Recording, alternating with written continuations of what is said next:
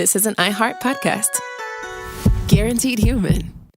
Hey, everybody. The official Big Bang Theory podcast is back, covering seasons 3 and 4 of the show. Each week, host Jessica Radloff speaks with crew and cast members like Kunal Nair, Mayim Bialik, and Kevin Sussman. Hear about the Easter eggs you may have missed, behind-the-scenes stories, and how certain real-life relationships shaped some of the most memorable storylines. Watch the official Big Bang Theory podcast on HBO Max or wherever you get your podcasts. Work can be a little weird. Cringy training seminars, coworkers who won't stop talking about their plant, forgetting the mute button at an inopportune moment. We have to deal with a lot on any given workday. Sometimes it can feel hard to thrive and move forward in your career. Well, that's where LinkedIn comes in. LinkedIn helps you get ideas and insights from experts in your field, connect with people professionally, grow your network, and access tools designed to help you find the right fit for your next role. Whether you're just getting started, figuring out your next move, or looking to accelerate your career, LinkedIn is built to support you at every stage because LinkedIn is the network that works for you. Visit linkedin.com/knowstuff to learn more. Welcome to Stuff You Should Know, a production of iHeartRadio.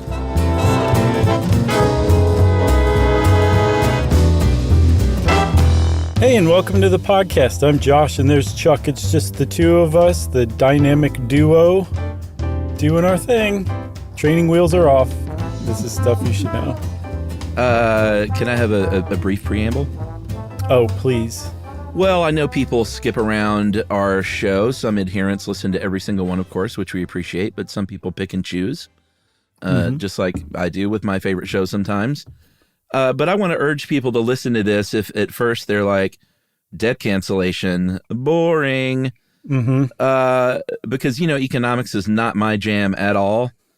But I realize that having an understanding of global debt and debt cancellation, it's really a pretty fundamental, having that fundamental understanding really helps you understand so much about politics and global economy. And just when you hear that stuff on the news and you don't get it, I think it's really easy just to think like, oh, America's paying everyone's debts, right? And that's just not how it works. And to have a real understanding of that, I just think makes you more well-armed as a human. I think that was an excellent preamble, man. Thanks. This was really good. Livia crushed this article. Just absolutely crushed it. It was so clearly in her wheelhouse. And I actually approached it thinking it was going to be interesting, and it turned out to be one of the most fascinating things I've researched in a very long time. I thought you were going to say it turned out to be super boring for me. No, I'm really into this because you're right. When you peel this back, you're looking at the inner machinations, the most basic functioning of the global economy that there is. This is it. This is what it all runs on, what we're about to talk about. And it's hugely important. And there's an idea that the West has been taking advantage. And I'm going to accidentally say the West a lot. There's a lot of different ways you can talk about the different income countries. Apparently, the World Health Organization says low and middle income countries. Yeah. The United States and Europe would be higher income countries. Some people say developed and undeveloped. There's a lot. It's like a minefield, basically. So I'm going to accidentally say the West a lot, which is not correct anymore, but it still gets the point across. Yeah, and I think Livia, I know, she went with the term global South to refer to what we think of as generally lower to middle to lower income countries. She did make that up, but that's, it's a collection of largely sort of Latin American, some Asian and African countries, which we're going to be talking about. So we'll probably mix and match. I'll probably say global South a lot. Yeah, I've seen that virtually everywhere as well. I think the low middle income countries called licks and mix is it's super wonky. Yeah, it is a little cute for what we're talking about because what we are talking about is the idea that has become more and more widespread that the global North, which I just recently referred to as the West, has long been exploiting the global South, basically taking advantage of it for its natural resources, cheap labor, and then using that money to enrich itself, right? Not really funneling much back. And then when it does funnel it back to the global South, it does so with strings attached or interest rates in the form of loans, bonds, that kind of thing. And there's this idea that like that's just totally unfair. That that this playing field has started out from the get-go so imbalanced that the only responsible humane thing to do is to cancel the debt of some of the poorest countries in the world. Yeah. I mean, it's kind of that simple. You know, there's this idea, and Libby uses a great just sort of example to bring it home. When someone steals your credit card or steals your identity and racks up a bunch of money in your name, you don't have to pay for that. That is something that you're not on the hook for. And it's called odious debt. There's a lot of people that think, we should apply that same logic to sovereign debt.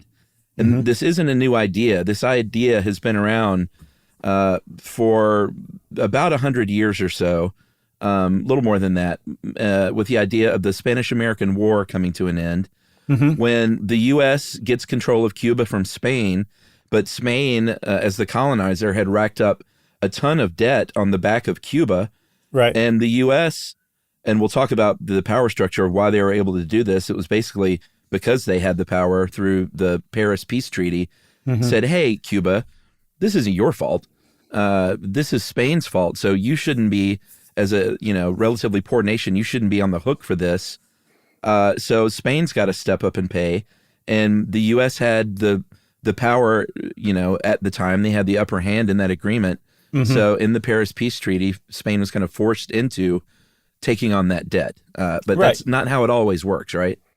No, there's another example that kind of demonstrates the other way it can go, which is with the African National Congress, which was headed by Nelson Mandela in the post-apartheid South Africa.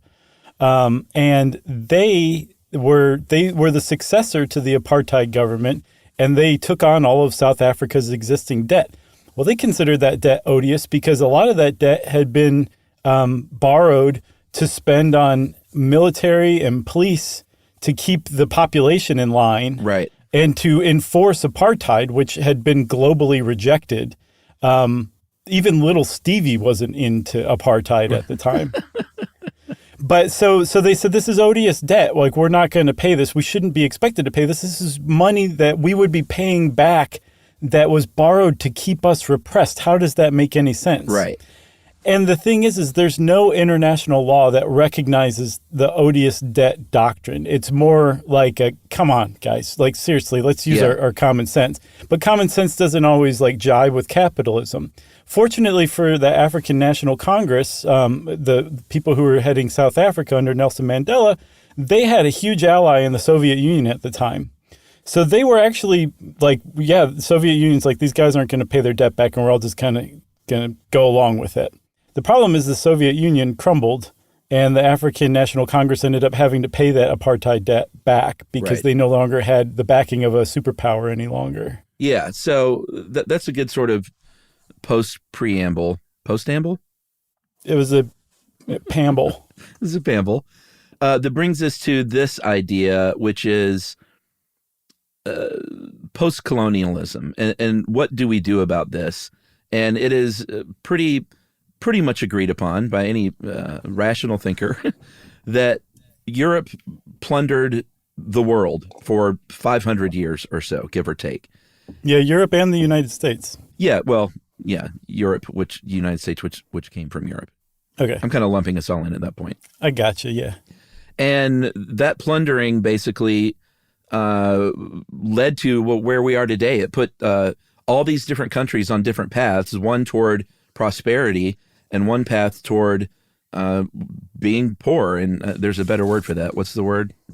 Opposite of prosperity? Impoverished? Impoverished. That's a good one. That's what I was thinking, but that's even better. Yeah, and I mean the way that happened was the global north came to the global south and said, we're going to take all of your natural resources by force. And that was just straight up colonialism, right? Well, natural resources is one thing, but then also, and we're going to make you help us do it right on the backs of enslaved people. I mean, we talk about slave labor, and then later on it became, cheap labor, which is kind of where we are now. But at first there was just no money being exchanged. It's, hi, we're going to take your stuff. You're going to help us take your stuff. And this is going to lead all of these different countries around the world down two very different paths. And the argument is basically like, hey, today, and we'll get way, way more into the weeds on this stuff, but this is what led us to where we are today. So the debt forgiveness of these countries isn't just like, oh, you're a poor country and we're a rich country, so we got to pay your debts. It's no, we got rich off of your backs for hundreds of years. Yeah. And so the R word, if you want to bring up something like reparations, is not like a fine that you've paid for being a bad country. Right. It's almost like a better, and this is, people are probably going to kill me for this, but a better way I think to think about it is a long overdue payment for labor. I think that's the fairest way to look at it, because the other ways of looking at it makes it seem like the global South are needy who are getting handouts from the global North, who are being heroic by giving them handouts, right? So which is not true. No, I agree with you. I think that that's a really good way to look at reparations, especially through post-colonialism. And the other thing is, a lot of people argue against things like reparations based on the idea that, like you kind of touched on it, that this is something that happened in the past, man. I didn't enslave anybody. I didn't go exploit the Congolese for their rubber trees and cut their hands off when I caught them stealing. I didn't do that. My grandparents didn't even do that. I had nothing to do with that. So colonialism, straight up colonialism, where you go in and use force and invade a country and say, all your stuff is ours now and we're using you as slave labor, that went away largely in the 19th century, definitely by the 20th century. But it was replaced by the same end. Yeah. Exploitation. It was just dressed up slightly differently. So like we saw with the United Fruit Company helping overthrow the Guatemalan government, the elected Guatemalan government that we talked about in our Edward Bernays PR episode. Like it was kind of like that. We would go around, and by we, I mean the global North, we would go around and destabilize other countries' governments and economies to our own benefit if they weren't friendly to the kind of trade and exploitation we wanted from them. Right. And then we would see to it that somebody else would get installed. Sometimes people just straight up got assassinated, but it wasn't wholesale slavery and slaughter like it had been in colonial days. So that was post-colonialism. Today, again, the same thing is going on. We're exploiting and extracting the resources from the global South for the use and enrichment of the global North at fire sale prices. And then we're selling the things that we use those resources to make back to the global South at greatly inflated prices, which is called the trade inequality. And that is how we're keeping the global South impoverished right now. All right. That's a great, boy, you just summed up the whole thing. We're done, man. I tell you what, this is early for a break, but let's take a break and we'll talk about this great through line example that Libya included of the Democratic Republic of Congo right after this.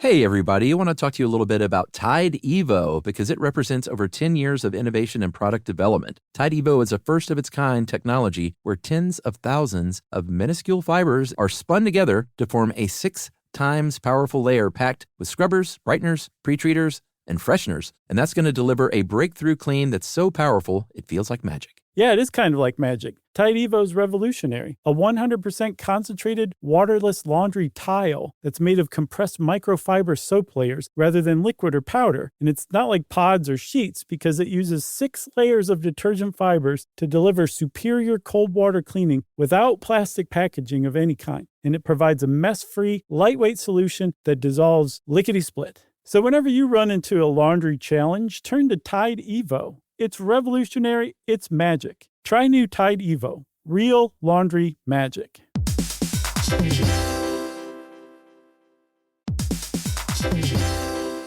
Hey everybody, we want to talk to you about The Big Bang Theory. That's a show that became one of the most defining sitcom of its era and really built a fan base around its memorable characters and unique group dynamic. That's right, which is why we think you'll enjoy the official Big Bang Theory podcast. It's back, covering seasons 3 and 4 of the show. Host Jessica Radloff sits down with crew and cast members like Kunal Nair, who plays Raj, Mayim Bialik, who plays Amy, and Kevin Sussman, who plays Stuart. That's right. You're going to learn all about the Easter eggs you may have missed, behind-the-scenes stories, and how certain real-life relationships shaped some of the most memorable storylines. Yeah, there's cast reflections years after the series aired and expanded content around famous episodes and storylines. It is exactly what you're looking for if you're a fan of The Big Bang Theory. The season is on video, so watch the official Big Bang Theory podcast on HBO Max, or listen wherever you get your podcasts, and stream episodes of The Big Bang Theory on HBO Max.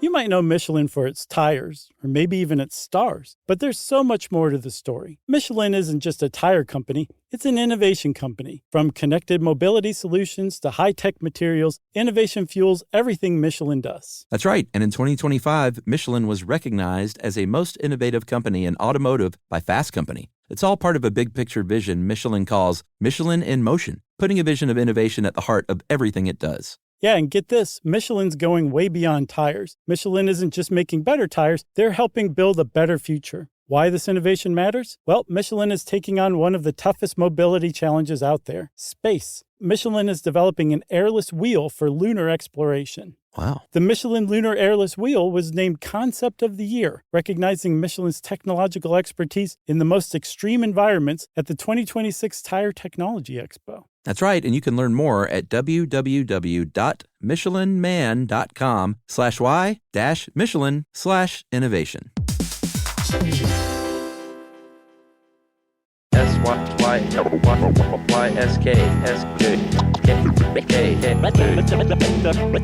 know.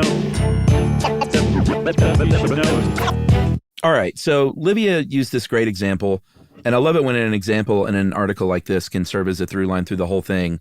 Mm-hmm. And this kind of does here and there, which is really helpful for a dum-dum like me who doesn't really get econ. But I got this, so I know if I can get this, that anyone can. But the Democratic Republic of Congo, which used to be Zaire, let's go back to the old days, to the late 19th century. They were and are a very rich country in resources. Copper, cobalt, diamonds, oil, you name it. Lots of rich stuff. Right. In the 19th century, King Leopold of Belgium said, hey, the rest of Europe, why don't you let me go down there and basically enslave this country and use it for production of rubber and ivory. And sure, we may kill 10 million people, like half of the population, but just think of the money that's waiting for us if we do this. And Europe said, it sounds good to me. Go have at it. Flash forward about 60-something years, and they won independence in 1960. And a prime minister was democratically elected named Patrice Lumumba. 6 months later, Lumumba was killed in a coup that was supported by our old friends in Belgium and the United States because of suspicion of being in bed with the Soviet Union. A general takes power, Mobutu Sese Seko, and through the support of the U.S. and other, richer Western countries, basically spent about 3 decades lining his pockets with money. And for about 27 years, from 70 to 97, the nation's debt went from 5% of the GDP to 150%. Right. And the reason the debt went up so much is because, like you said, he's lining his pockets. And the other countries from the global north that were lending this money to DRC knew that he was lining his pockets. They didn't care because he could turn around and use his country's natural resources to pay off these debts that he was using to enrich himself, while his people were impoverished and starved. The thing is like that is on Sese Seko. Sure. Right?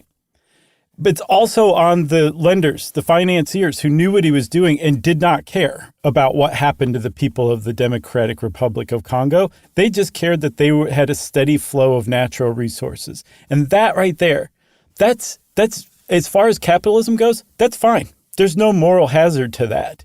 But the thing that makes this moment in history different than, say, the 1960s is we've now come to question that part of capitalism. Some people question capitalism as a whole, and you can do that. But I tend to think that capitalism itself is not an inherently flawed system, but that it has some really flawed capes that are hung around its shoulders. I don't know why I went with capes, but you get the point, right? Right. And one of those is the idea that corporations should maximize profits at all costs without any regard to morality or global citizenship. Right. It doesn't matter. So the corporations can't really be lumped in any legal sense because they're just doing what corporations do, being psychopaths who are out to maximize profits as much as possible. Right. So that's where we're at. Like, a lot of people just stop at blaming Sese Seko for being as corrupt as it comes and plundering his own nation. But they're not also like panning to the left a little bit to see the larger picture. And that's what you have to do when you really are examining global sovereign debt crises like we're in right now. Yeah, for sure. So this is kind of going on a timeline. So that was the 60s, and into the 70s now we go, which will lead up to the 80s debt crisis. In the 70s, if everyone who knows history knows that was a bad time for oil. I guess a good time if you're an exporter. Yeah, but right. Oil prices went through the roof. And if you were an importer of oil, this is going to have a ripple effect, and it did all across the world, to basically ramp up inflation, raise the cost of fuel, which affects the cost of a lot of other things because of a domino effect.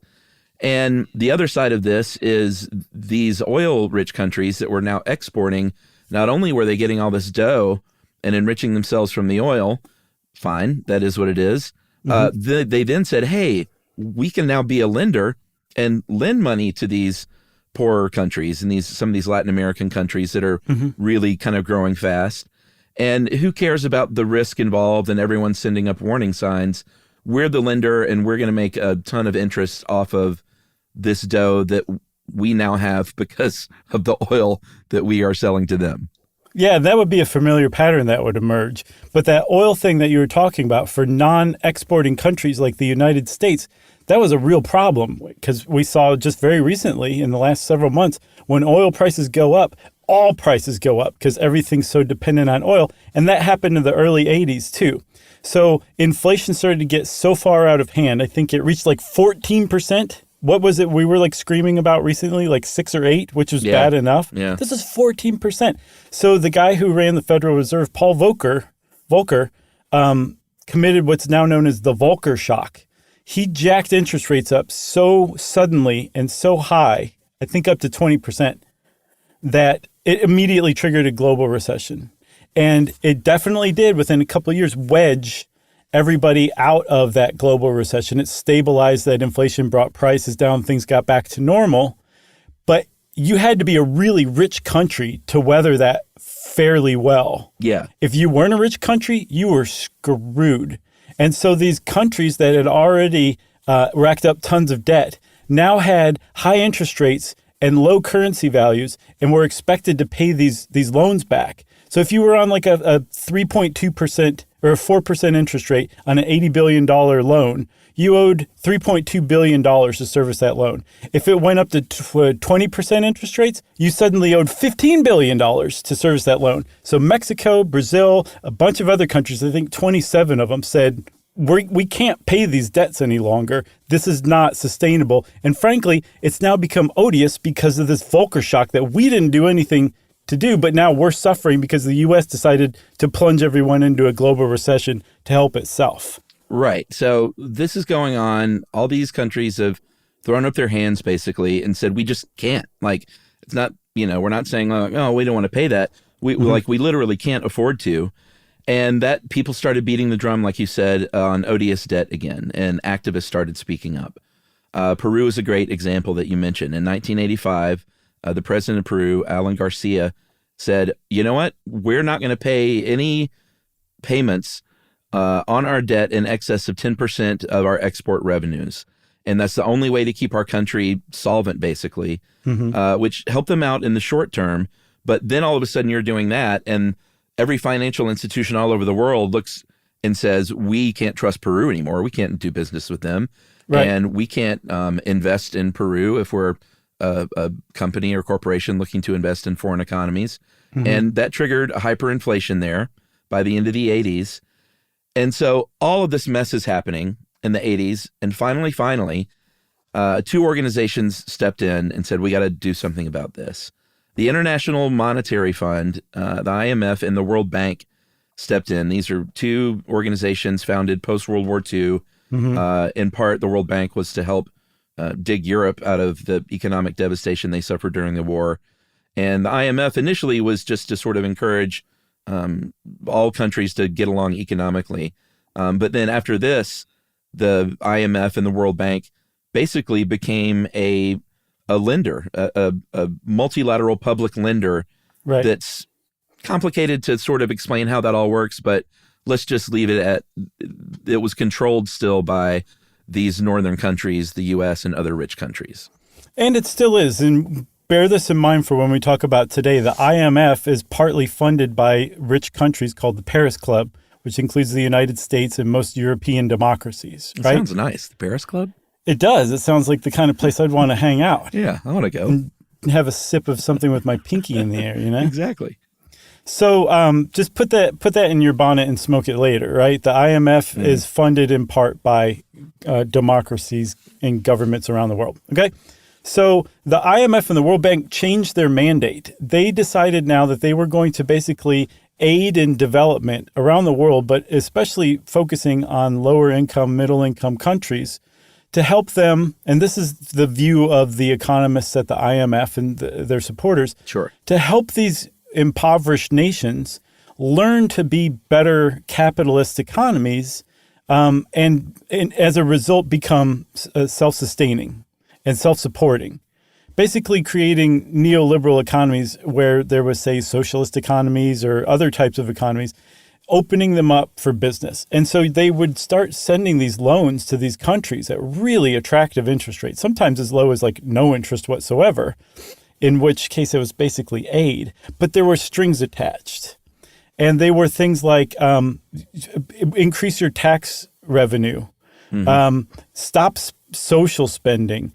All those state-owned enterprises you have, you need to privatize them to open them up for competition. And most importantly, you need to open up your whole country, get rid of trade restrictions, all that stuff, open them up to international business so we can come in as unfettered as we want to. And by the way, to help you understand all this and do all this, we're going to send our own Western economists and advisors to teach you how to do this.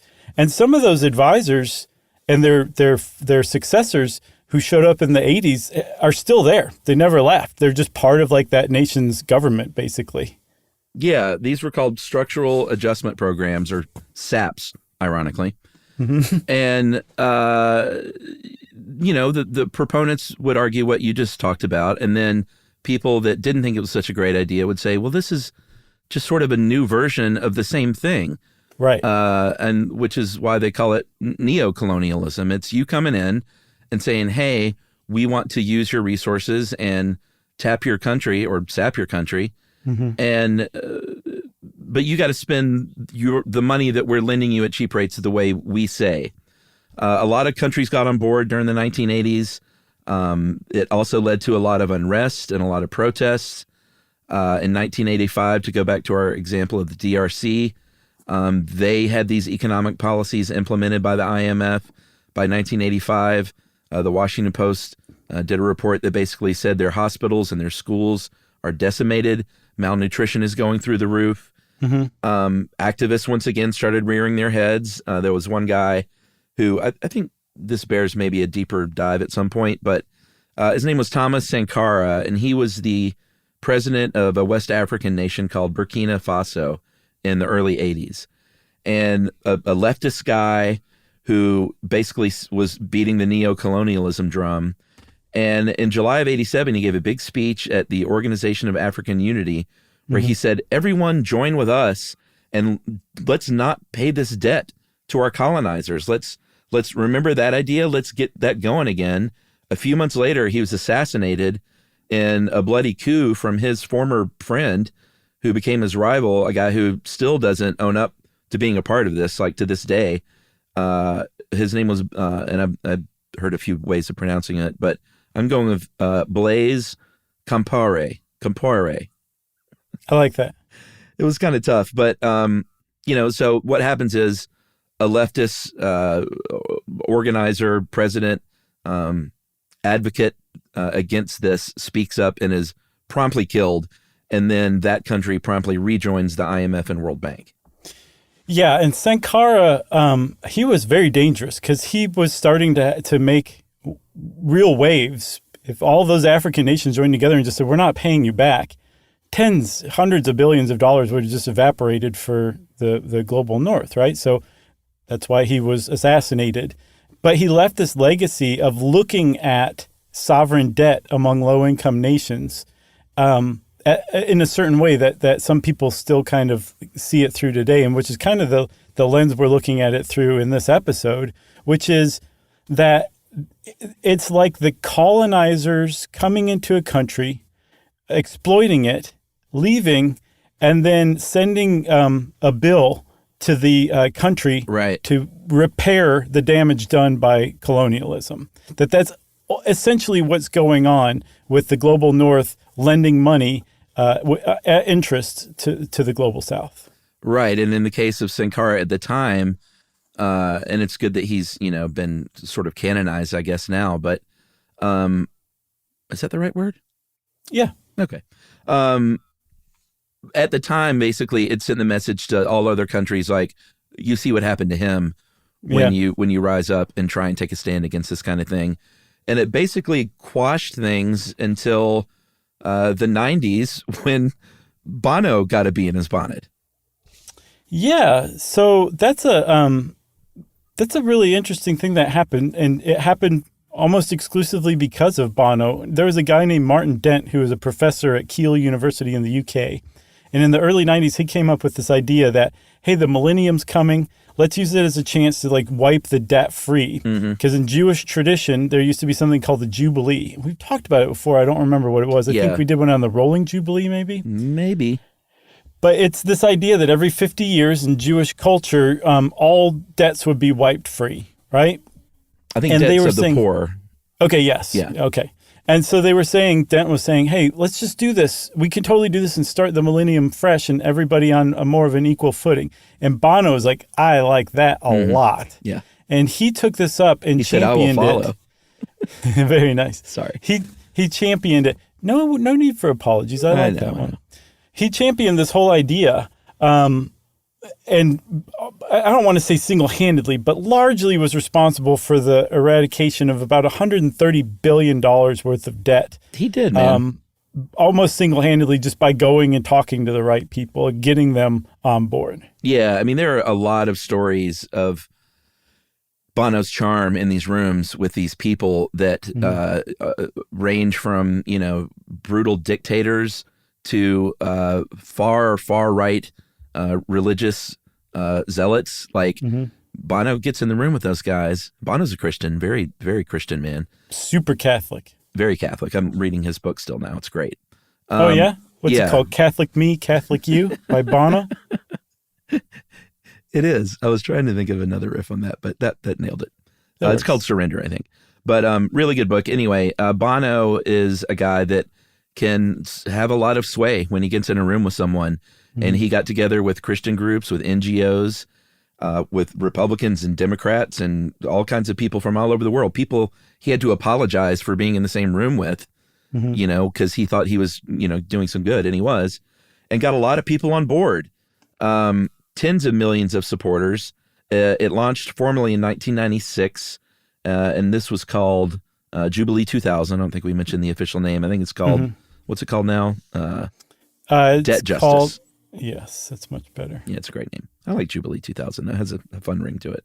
Sure, and I think it served its purpose for a while. But because of things like the Christian group involvement, you had Republicans on board in some cases.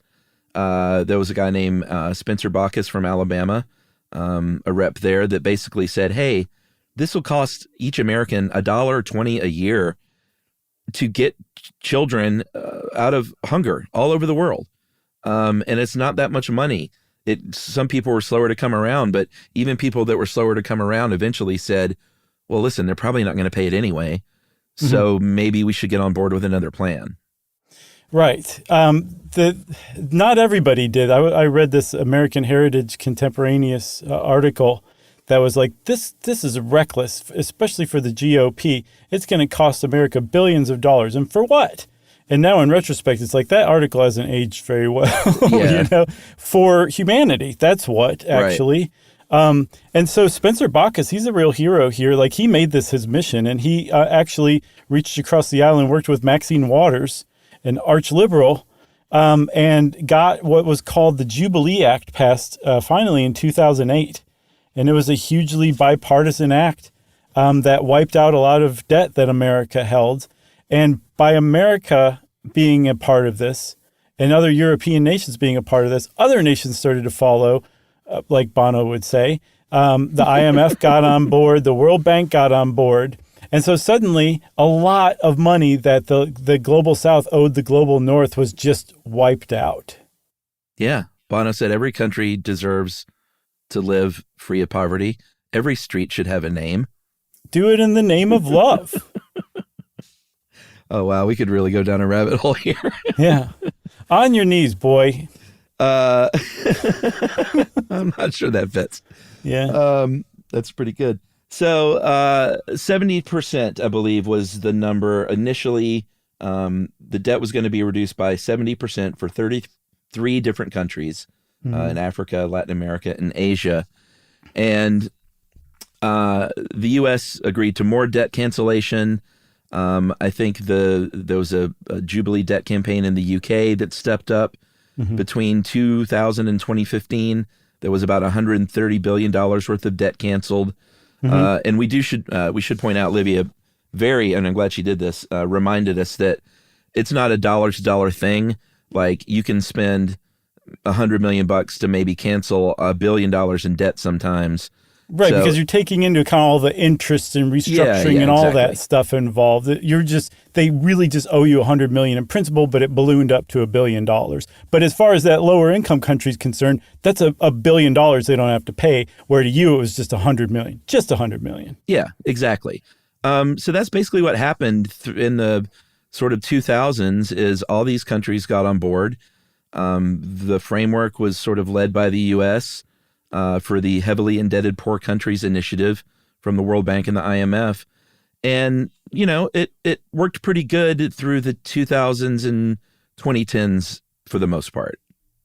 It helped. It did. And as a matter of fact, it was helped not just by that initiative. So that was a big deal, right? Like, we shouldn't really breeze past it. It was a big deal. There was a lot of heart behind it, a lot of genuine, humanity from countries that held a lot of debt that just said, okay, we're going to forgive this for the greater good.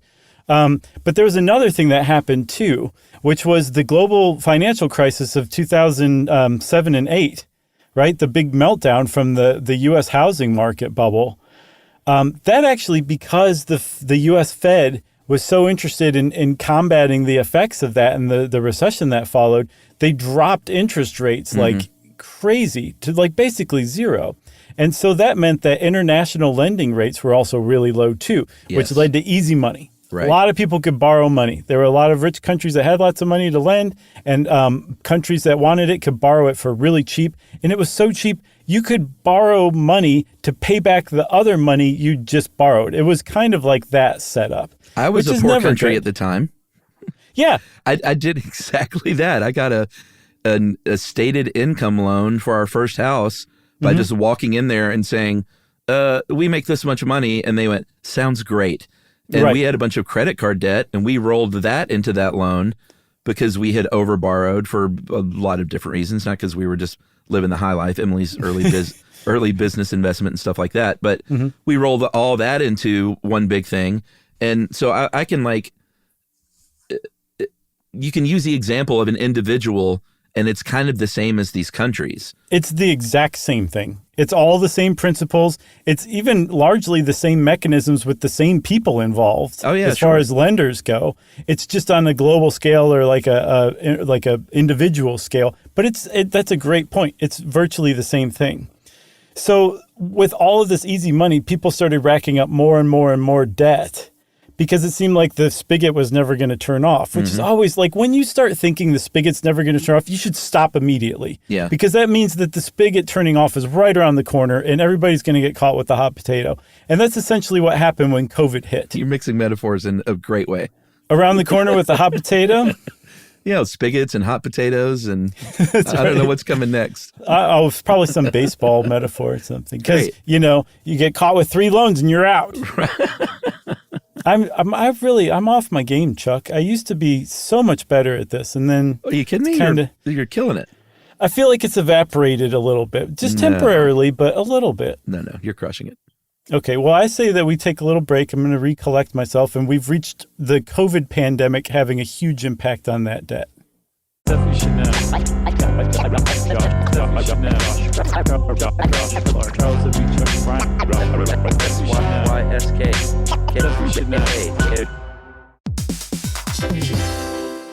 Hey, everybody. I want to talk to you a little bit about Tide Evo because it represents over 10 years of innovation and product development. Tide Evo is a first-of-its-kind technology where tens of thousands of minuscule fibers are spun together to form a 6 times powerful layer packed with scrubbers, brighteners, pre-treaters, and fresheners. And that's going to deliver a breakthrough clean that's so powerful, it feels like magic. Yeah, it is kind of like magic. Tide Evo is revolutionary. A 100% concentrated, waterless laundry tile that's made of compressed microfiber soap layers rather than liquid or powder. And it's not like pods or sheets because it uses 6 layers of detergent fibers to deliver superior cold water cleaning without plastic packaging of any kind. And it provides a mess-free, lightweight solution that dissolves lickety-split. So whenever you run into a laundry challenge, turn to Tide Evo. It's revolutionary. It's magic. Try new Tide Evo. Real laundry magic.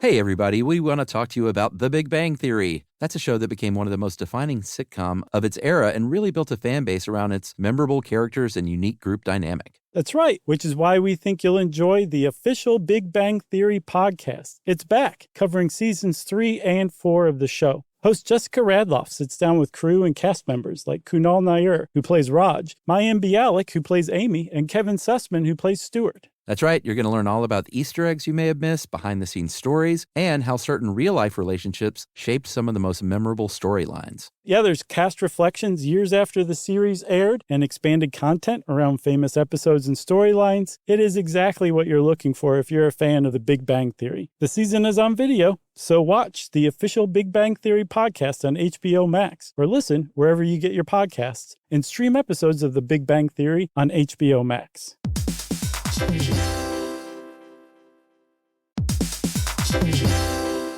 You might know Michelin for its tires, or maybe even its stars, but there's so much more to the story. Michelin isn't just a tire company, it's an innovation company. From connected mobility solutions to high-tech materials, innovation fuels everything Michelin does. That's right, and in 2025, Michelin was recognized as a most innovative company in automotive by Fast Company. It's all part of a big-picture vision Michelin calls Michelin in Motion, putting a vision of innovation at the heart of everything it does. Yeah, and get this, Michelin's going way beyond tires. Michelin isn't just making better tires, they're helping build a better future. Why this innovation matters? Well, Michelin is taking on one of the toughest mobility challenges out there, space. Michelin is developing an airless wheel for lunar exploration. Wow. The Michelin Lunar Airless Wheel was named Concept of the Year, recognizing Michelin's technological expertise in the most extreme environments at the 2026 Tire Technology Expo. That's right, and you can learn more at www.michelinman.com/y-Michelin/innovation.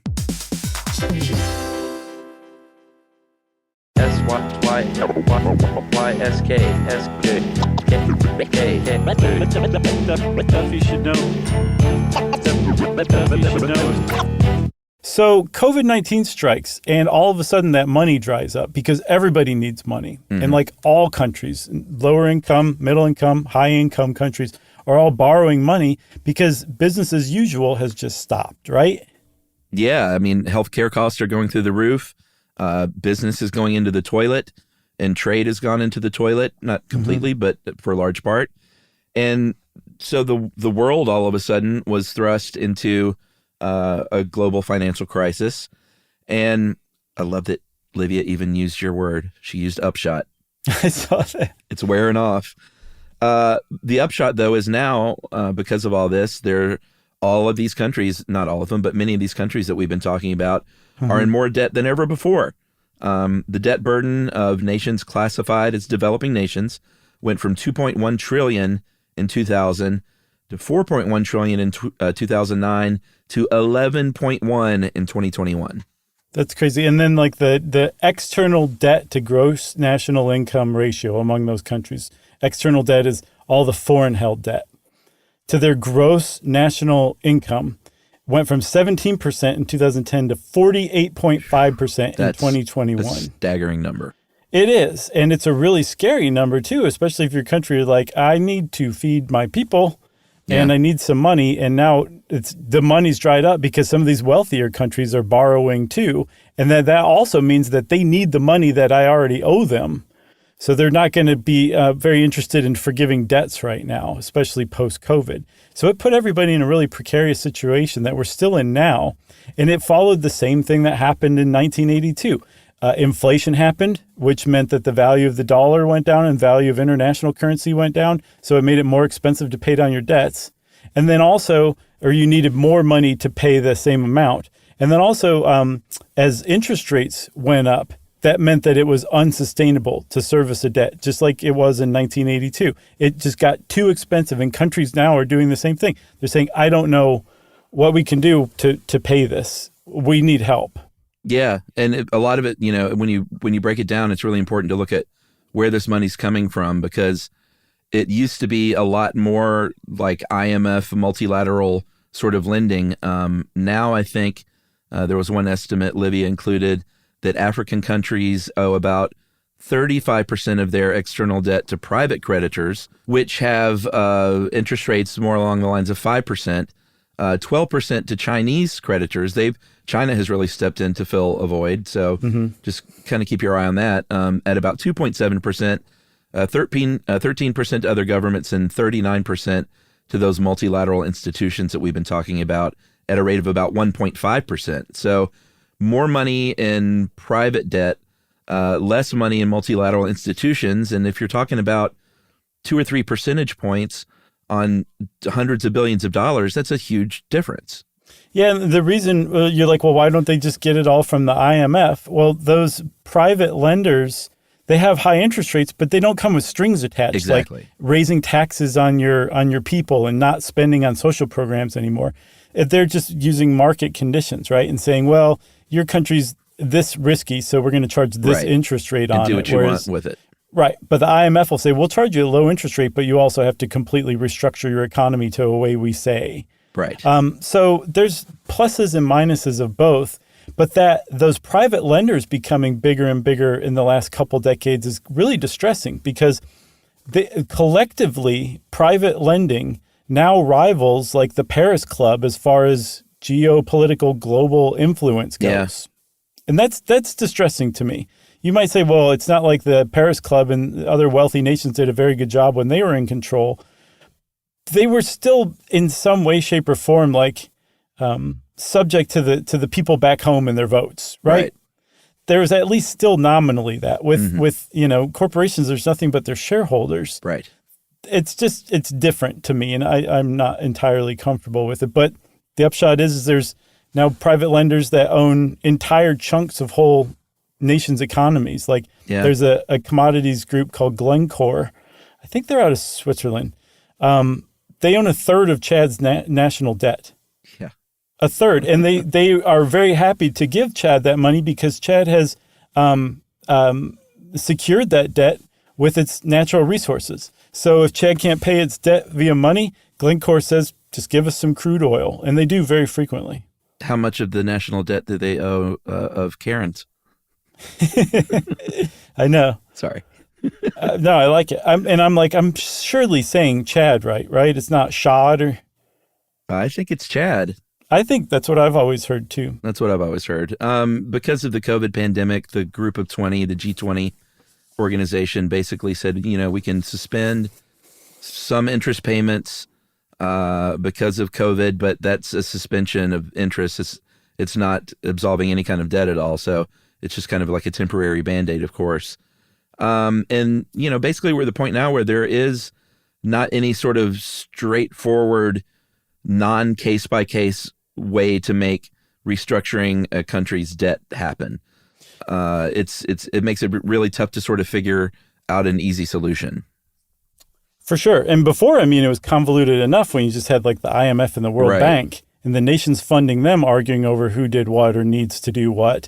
Now you have China, who may or may not talk to you or come to the table if you ask them to. And then you have the private lenders who are like, hey, we're just in it for the money here. We don't want to do any kind of debt forgiveness. And because you've got all these different players, all of them need to come together for debt cancellation to happen, it does make it much more difficult. Because if the private lenders just step back and say, yeah, United States, Paris Club, IMF, World Bank, you guys forgive a bunch of those debts down there in Africa, and then they'll have money to pay the debts for the stuff we lent them at the same rates that we lent it to before. Yeah. So what you're essentially having on this global international finance scale are rich governments bailing out private lenders when their loans come under jeopardy to protect those corporate profits. And those governments that fund the IMF fund it with taxpayer money. That's right. And the private lenders, there's not much of a downside for them, is there? No, not at all. They can just lend, and they know that eventually the IMF and the World Bank's going to bail these people out because they're softies and suckers who can't see some people starve in exchange for better access to some ore or diamonds. Right, exactly. There's another way that debt can be canceled out, and that's becoming more and more popular these days. Although on a pretty small level, if you look at the big picture, is debt relief for nature incentives, for natural incentives and conservation incentives. Mm-hmm. Basically, groups coming in. Sometimes it's usually a private group, like in Belize, the Nature Conservancy came in 2021 and said, and of course this is small beans in the big picture, but it's happening. And they said, hey, why don't we'll reduce your external debt by about 10% of your GDP. In exchange, you got to put about $4 million a year into marine conservation. Right. Or another country might step up and say, hey, we'll help preserve this coral reef and put money toward that if you cancel some of our debt. Climate change, that's another, it's not necessarily colonialism, how you might traditionally think of it, but there is an argument going around more and more that, hey, these richer northern countries are the ones that are destroying the environment for the most part, and these poorer countries are the ones that are suffering and don't have the kind of money to help themselves like we do. So like that should factor in as well. Yeah, like if you see things like you do colonialism, you can easily apply that to climate change too. Like why should these countries who contributed almost nothing to climate change but are going to suffer for it have to pay for it themselves? That doesn't make any sense. Because of where they are. And then there's even worse than that. There's a terrible circular logic where those countries that are going to get hit the worst by climate change and need the most money to spend on bracing themselves for climate change are then the riskiest countries to lend to because they're most susceptible to climate change. So it costs them the most to borrow money to protect themselves against climate change. Yeah. That's the situation that we're in right now. And so a lot of people have kind of moved on from colonialism to, okay, this climate change thing is actually a real thing and it's not the fault of the global south. It's the global north's responsibility to pay for the mess it created. Mm-hmm. And the global north is not necessarily on board with that at this time. Yeah. And to kind of put a button on what I mentioned earlier about the R word, there's a historian at the University of West Indies named Hilary Beckles who did some back of the envelope calculations. I'm sure it was more rigorous than that. I don't want to cheapen it. But basically said in the Caribbean alone, Europeans got about 200 years of free labor to the tune of about $8 trillion. Right. So don't think of it again as a reparation, but it's like, it's just, hey, we'll pay you for all that work that happened for 2 centuries, basically. Mm-hmm. It's a long overdue bill, and we're going to pay it now. So if you think that $8 trillion is eye-popping, get this. There's a 2022 study by some academics, I think, out of Austria and Spain. And they found that in the year 2015 alone, the global north appropriated from the global south, you ready? 12 billion tons of raw materials, 822 million hectares of land, I think 21 exajoules of electricity. Surely that's an enormous amount, right? And 392 billion hours of labor. This is 2015 only. That was worth to the global north $10.8 trillion. Between 1990 and 2015, that totaled $242 trillion of wealth that was essentially extracted from the South by the North. And you say, well, hey, wait a minute. We're not using slave labor anymore. We're not just going in there at gunpoint and extracting those gems and those oil anymore. And no, it's true. But it's what I was talking about earlier. There's now trade inequality where we pay very cheap prices for the raw materials and then sell at much, much higher prices back to the people we got those raw materials from. Yeah. We don't give them a fair price for what the stuff we're taking from them is actually worth. Yeah. And that's the problem. That's the current problem right now. And that's why a lot of people say, okay, this stuff is so imbalanced. This debt to have to pay for being impoverished by the North doesn't make any sense, and we should cancel it. And I mean, I think it's pretty clear where I land on that. But there's plenty of other people who are like, look, man, I don't even feel good about paying on social spending in my own country, right? Let alone another country. And those people are going to be very difficult to get on board. But it can happen. Bono did it before. He can do it again.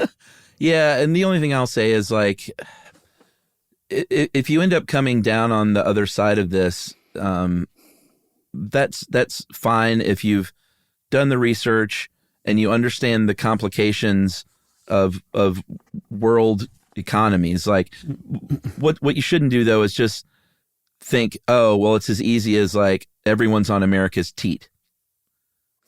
Right. You know, it's more complicated than that. If you don't agree in the end, fine, but at least like do the heavy lifting of learning about it and then make up your mind, and don't just take sort of the lazy way out. So you got anything else? I got nothing else. Just a quick, I made a Karen joke and a Chad joke. I love Karens and Chads, and I think that is all so dumb, but real Karens and Chads have had a hard time with that stuff. Oh, and I didn't want to add to that, and I wasn't saying someone's being a Karen. I was just sort of a tangential joke, but I hope that didn't cause any harm or stress. Very nice, Chuck. I think that buttons this episode up quite nicely. I stand by the joke. That was pretty good. Since Chuck stands by his joke, that means, of course, listener mail has been triggered. Great email about from Gwen. Cremains. I wish it was. That would explain a lot about cremains and amusement parks. But just quickly, a couple of corrections. We have heard, not corrections, but we have heard loud and clear from the Wolfpackers that Wolfpack is a driver's ed term. Mm-hmm. It seemed like in a lot of different places in the United States. So confirmed. I can't believe it. We've not heard from more people about a single thing in recent memory. Yeah, a lot of Wolfpackers. And also we got I said something about the inventor of the Segway riding off a cliff. That was not the inventor. That was at the time, owner of the Segway company, a man named Jimmy Hesselden, apparently, who was a really, really good guy. Yeah. So a bunch of people recommended this podcast episode. February 16, 2023 episode called The Hero Who Rode His Segway Off a Cliff, from the podcast Cautionary Tales with Tim Harford. Haven't listened yet, but it sounds great. Very nice. Yeah, I heard from our friend Van Nostrand about that like almost immediately after that episode came out, that it wasn't him. We got it wrong. Oh, and also quickly, since we're talking about corrections, there's this great video on YouTube that explains the whole Fabio goose situation. Mm-hmm. And it was way more involved than I thought. Fabio claimed at the time it was not a goose and it was a piece of camera equipment because he had a camera on the front of that ride on opening day to film it, and that he tried to sue the production company. Production company said it was not camera equipment, it was a duck or a goose or whatever. So I don't know at the end of the day if that ever really bore out. Does it really matter what's true if the internet thinks it's a duck? Nobody wrote in about that, by the way. I found that just through investigation. Nice. All right, finally, listener mail. Hey, guys, my dad was a humorous guy, always telling jokes and pulling pranks. My mom and dad divorced when I was a teen, but they remained friends, best friends, in fact. They just both agreed to go their separate ways romantically. Dad never remarried for as long as I can remember. Even when they were still married, his joke was that he wanted to be cremated and his ashes mixed in a gallon of paint, and my mother's bedroom ceiling be repainted with that paint. This is a joke that lasted decades. He repeated it every time he had a chance to, with my mom rolling her eyes. My dad passed away in 2010. We planned a military honor service, had him cremated, and had a memorial service at the local Veterans Park. I purchased 5 pewter tins, divided the cremains for each of his children, and we had the service and presented the urns to my siblings. My mom approached afterward and asked if it would be possible for her to get some cremains to put in an urn. At this point, I reached in my pocket and pulled out a sample paint jar from Home Depot and handed it to her. Told her dad wanted her to have this. Of course, I did give her a real urn with real cremains. The paint was unaltered. But until the day of her passing in 2017, my dad's urn proudly rested atop this paint can on my mother's mantle as a tribute to the longest-running joke in the family, fully executed. Very sweet. That's great. That's from Zach Mitchell in St. Louis. Hats off to you, Zach. That was a good one. So thank you for writing in to tell us about it. And I'm putting my hat back on so I can take it off to you one more time. Absolutely. Sorry to hear about your parents, but that was a great way to honor your dad and sure, kind of have fun with your mom. Well, if you want to be like Zach and take us on a roller coaster ride of emotion where there may or may not be a duck that flies into our face, you can do so via email at stuffpodcast@iheartradio.com. Stuff You Should Know is a production of iHeartRadio. For more podcasts from iHeartRadio, visit the iHeartRadio app, Apple Podcasts, or wherever you listen to your favorite shows.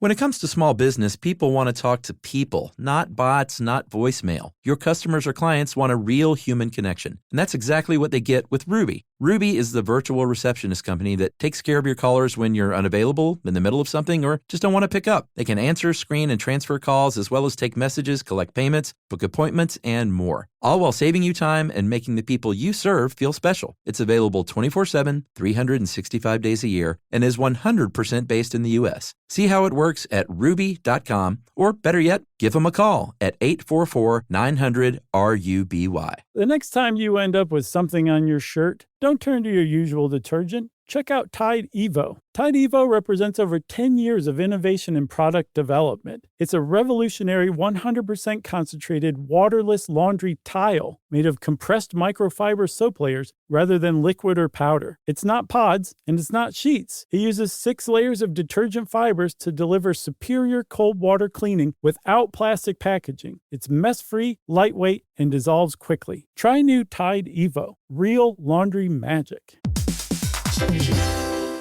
Hey, quick question for the parents listening right now. When's the last time your kid asked for something and you actually felt good saying yes? Because lately, a lot of families have been hearing the same thing. Can I have Lingo Kids, please? And here's the thing. Lingo Kids is the #1 entertainment platform for young kids with more than 4,000 interactive games, songs, and shows. Astronauts, wild animals, superheroes, dinosaurs. It's literally everything kids love all in one place. So when they ask for it, you can actually feel good saying yes. Download Lingo Kids for free and start exploring today, or unlock even more amazing content with Lingo Kids Plus. And if you go with the yearly plan, you can save up to 60%. Just search Lingo Kids in the App Store or Google Play. Lingo Kids, everything kids love. This is an iHeart podcast. Guaranteed human.